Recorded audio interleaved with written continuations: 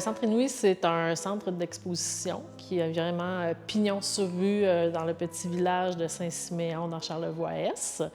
Ça fait 5 ans, en mois de juin, ça fait 5 ans qu'on existe. Et notre mission, c'est de faire connaître l'art actuel à travers le patrimoine. Fait que c'est vraiment notre stratégie, notre façon de présenter le travail qu'on fait ici. On présente 2 expositions par année. C'est un peu ça le rythme qu'on a, qui dure 3 mois. Puis c'est vraiment, on invite des artistes en art actuel, puis on va choisir des artefacts, en fait, qui est en lien avec le thème qui est plus patrimonial qu'on a choisi. Du point de vue des médiums, des techniques, tout ça, on est vraiment multidisciplinaire. Des fois, on est des trucs art numérique, installation, sculpture, peinture, dessin. On a aussi des vidéos d'art, vidéos d'animation. Fait que pour moi, ces genres-là peuvent vraiment cohabiter ensemble. Fait qu'on choisit un thème, c'est notre façon de travailler. On a une thématique, puis on va regarder du point de vue patrimoine, qu'on embrasse assez large. Puis après ça, d'un point de vue d'art actuel, bien, qu'est-ce qu'on peut trouver autour de ce thème-là? Cette exposition, donc, Bestiole, c'est ça? Oui. Pouvez-vous nous parler un peu de manière générale de ce qu'elle présente? Là, on a 5 artistes en art actuel. On a Namoun, qui est un artiste Innu, qui a son atelier à Baie-Saint-Paul. Ensuite, on a Cooksasville de Québec. On a Amélie Proulx de Lévis. On a aussi Chana Patry, qui est une jeune artiste en voie de professionnalisation, qui est plus art numérique, qui a fait une installation numérique, une installation sonore, qui rappelle un peu les cigales, mais c'est des cigales électroniques, on va dire. Et on a Sonia Boudreau aussi, qui est une artiste du Saguenay, qui, elle, a fait beaucoup de plongées sous-marines. Fait que c'est vraiment le monde sous-marin qu'on découvre à travers son travail. L'été passé, on avait travaillé sur l'idée du végétal. Puis là, je me suis dit, bon, ben OK, animal, c'est aussi très accessible comme thème, mais on peut justement explorer ce thème-là à travers des médiums très, très différents. Puis je pense que c'est un médium c'est un thème qui parle à tout le monde, mais on le visite vraiment à différents niveaux, de différentes manières. C'était vraiment ça, je dirais, mon point d'inspiration.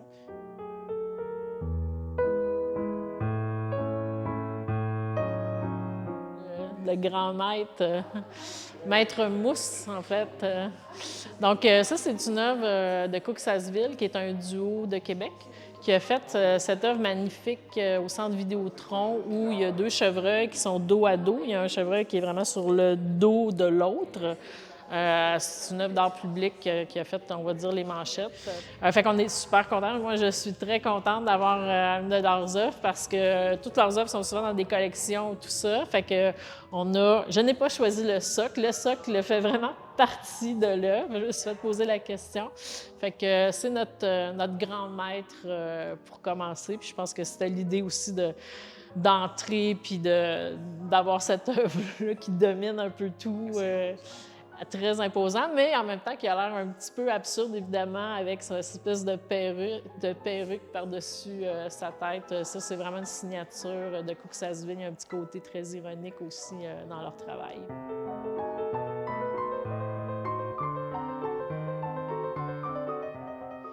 On travaille beaucoup avec le Musée de Charlevoix aussi pour aller chercher des œuvres d'art populaires. Ce qui est un peu atypique, je vais dire, parce que c'est des choses qu'on ne fait pas tellement souvent, c'est de faire des rencontres entre l'art actuel puis l'art populaire. Ça, c'est souvent un petit peu snobé, mais on sait que l'art actuel va beaucoup se puiser aussi dans l'art populaire ou même des méthodes, des techniques d'art populaire qui vont prendre. Fait que moi, j'ai vraiment, dès le départ, j'avais envie de ces rencontres-là pour créer vraiment un nouveau discours, une nouvelle approche. Fait que c'est vraiment des rencontres. On ne crée pas des salles, c'est vraiment tous ces artefacts-là qui se rencontrent puis qui se parlent entre eux. Puis c'est une façon, je pense, d'apprivoiser tous ces mondes-là dans cette idée d'accessibilité. Je pense que c'est le pas qu'on a fait vraiment de dire, bien, c'est pas des mondes séparés. On vit tous sur la même planète, fait que ça peut cohabiter puis ça peut se parler entre types d'art. Ici, c'est une œuvre d'art populaire du musée. Je me souviens jamais du nom de l'artiste, mais je l'adore, je vais vous le dire. C'est Reynalda Sanchez. C'est fait à partir on appelle ça de balais de sorcières qu'on trouve dans les arbres. qui est peint ensuite à l'acrylique, puis qui en a fait j'ai oublié le nom de ça, excusez-moi. J'ai un peacock, j'ai le mot en anglais. Un pan, merci. Puis, ben, je trouvais qu'il dialoguait bien avec Maître Mousse, un petit face-à-face. Ils ont vraiment une présence très différente, mais vraiment une présence très forte. Fait que c'est un petit peu ça. Ça, c'est le plaisir de faire de la mise en espace, puis c'est un peu comme une confrontation, à quelque part, de ces deux animaux-là.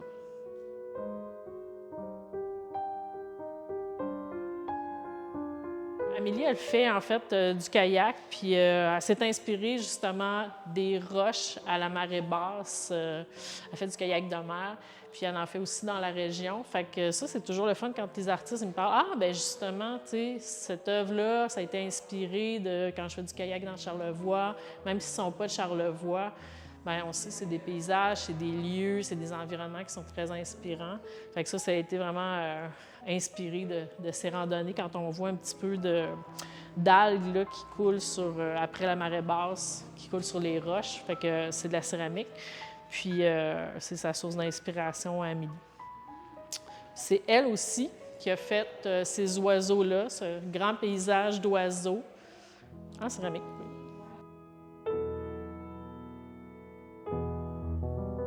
Pour elle, Amélie, de voir ça, c'était super inspirant aussi. Fait que je pense que ça permet autant aux artistes de mettre leur travail en jeu à travers des œuvres d'art actuelles qu'on ne connaît pas souvent, mais de voir que, wow, tu sais, on vient de la même planète, puis on s'inspire quelque part des mêmes choses depuis longtemps, tu sais. Ici, on a Sonia Boudreau. Puis là, bien là, on rentre vraiment dans le monde microscopique. C'est-à-dire que comme elle fait de la plongée sous-marine, Sonia, puis elle fait de la photo sous-marine aussi, mais elle travaille aussi avec des scientifiques. Donc, c'est des images, des échantillons d'eau qu'elle a pris du fleuve à des endroits comme la petite rivière Saint-François, l'île aux Lièvres. Fait qu'encore une fois, il y a comme des échantillons de notre territoire charlevoisien, puis qu'elle a reproduit après en aquarelle. Fait que c'est des visions, des photos de microscope, mais elle est reproduite à l'aquarelle. Fait que techniquement, c'est extraordinaire parce qu'on n'a pas l'impression que c'est de l'aquarelle. Puis en même temps, c'est vraiment, tu sais, ça nous fait voir le monde, le vivant, l'animalier, à quelque part différemment, dans ces espèces de petits détails aussi. Puis il y a quelque chose de très abstrait dans ce qu'elle fait, dans ce travail-là. Puis ça, c'est vraiment un travail récent là, sur lequel elle penche là, depuis cet hiver. On est très content d'avoir ça.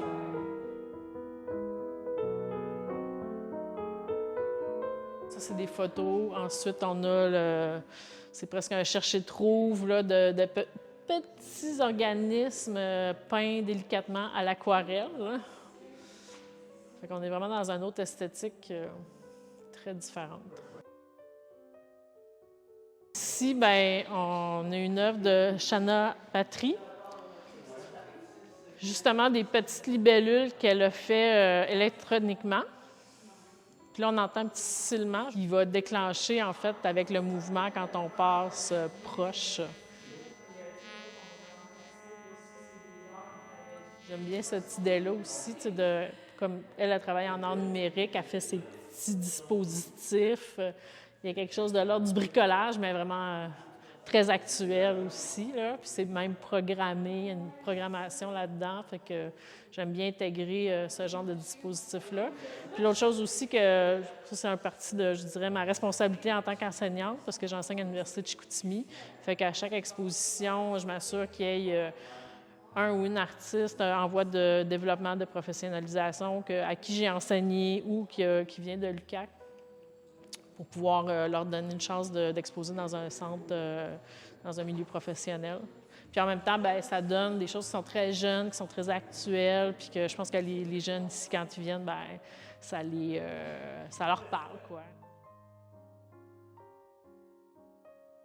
Qu'est-ce que c'était ici avant? Bien, en fait, c'était un bonichois, donc une ancienne épicerie, puis on a gardé vraiment un peu, on va dire, certaines traces, justement, de ce patrimoine-là, de ce lieu-là, ce qui donne, je pense, un esthétique vraiment particulier comme centre d'exposition. C'est ce qui fait qu'on n'est pas un musée, que aussi, que je répète souvent, puis qu'on a quelque chose d'un petit peu, je dirais, très convivial aussi, puis aussi, c'est les gens qui viennent visiter, souvent ils disent « Ah, il me semble que c'était une épicerie avant, ça me rappelle des souvenirs », fait qu'il y a aussi comme, il y a quand même ce patrimoine-là, cette mémoire-là, il est vraiment dans ces lieux ici.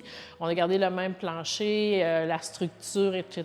Puis on a mis justement l'ancien frigo à bière.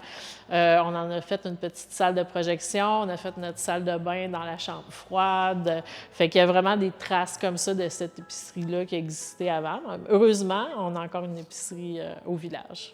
Je pense que ça aussi, c'est le fun je veux dire, de revisiter un lieu qui a un historique comme ça pour les gens du village, puis d'en reprendre possession, mais d'une autre manière, puis d'y redonner vie aussi, puis de l'habiter d'une manière différente. Puis en même temps, ça reste dans cette mémoire collective-là. Puis je pense que les gens, ils sont très, très contents de ce qu'on en a fait.